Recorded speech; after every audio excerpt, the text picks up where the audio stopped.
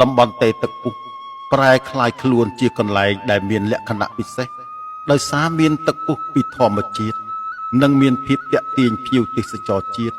និងអន្តរជាតិមកទស្សនាកម្សាន្តនិងស្វែងយល់អំពីបុរាណស្ថានជនជាតិដើមភាគតិចសួយដែលស្ថិតនៅចម្ងាយប្រមាណជាង60គីឡូម៉ែត្រពីទីរួមខេត្តកំពង់ស្ពឺ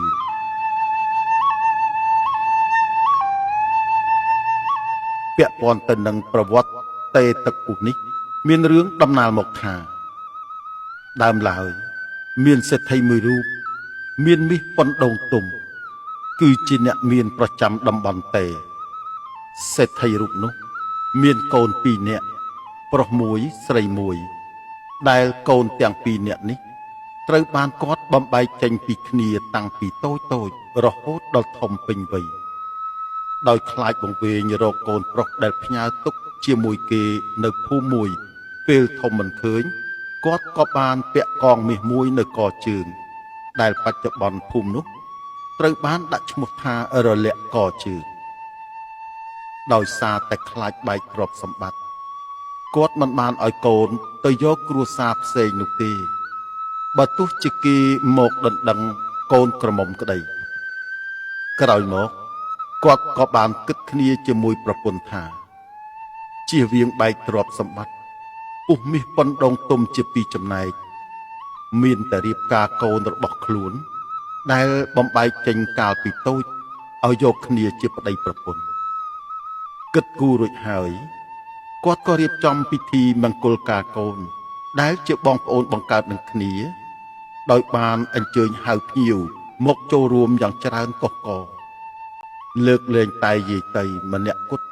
ដែលសេដ្ឋីមិនបានហៅឲ្យចូលរួមមិនតែប៉ុណ្ណោះសេដ្ឋីថែមទាំងបានយកក្រពើដែលយាយតីចិញ្ចឹមមកកាប់ធ្វើម្ហូបទុកទទួលភ្ញៀវថែមទៀតផងដែលពិធីមង្គលការនេះ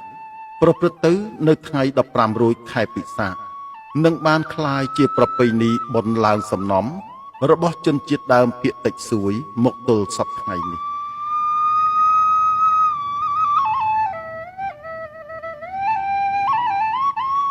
បើនិយាយពីយាយតីវិញក្រោយពីដឹងថាសេដ្ឋីរៀបការកូនបង្កើតឲ្យយកគ្នាជាប្តីប្រពន្ធគាត់មានការព្រួយបារម្ភជាខ្លាំងហើយនៅថ្ងៃចូលរោងក៏មិនបានទៅក្បែរនោះដែរវេលាយប់ឡើងស្រាប់តែយាយតីយល់សពឃើញយមទូតមកប្រាប់ថាថ្ងៃស្អែកហាមដាច់ខាតមិនឲ្យចូលទៅក្បែរកន្លែងគេការកូនឡើយភ្ញាក់ពីយល់សពយាយតីភ័យណាស់ហើយនៅតែក្នុងផ្ទះតែម្នាក់ឯងមិនចេញទៅណាឡើយហើយបានបួងសួងថាបើគាត់មានជីវិតរស់គាត់នឹងកោរសក់ថ្វាយដល់ព្រះធរណីនៅភូមិដែលយាយតីរស់នៅ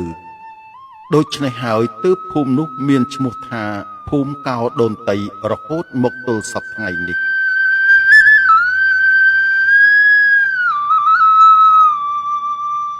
បើនិយាយពីផ្ទះសេដ្ឋីវិញ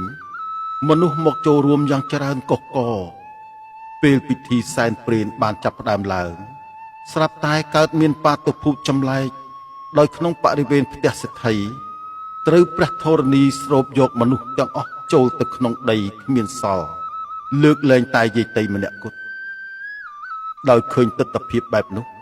យាយតីភ័យក៏បានរត់គេចពីកន្លែងនោះទៅដល់ដីទួលមួយកន្លែង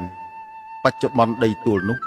បានคล้ายជាតំបន់ដីព្រៃអរិយភ្នំតេគាត់ក៏បានកោរសក់នៅទីនោះ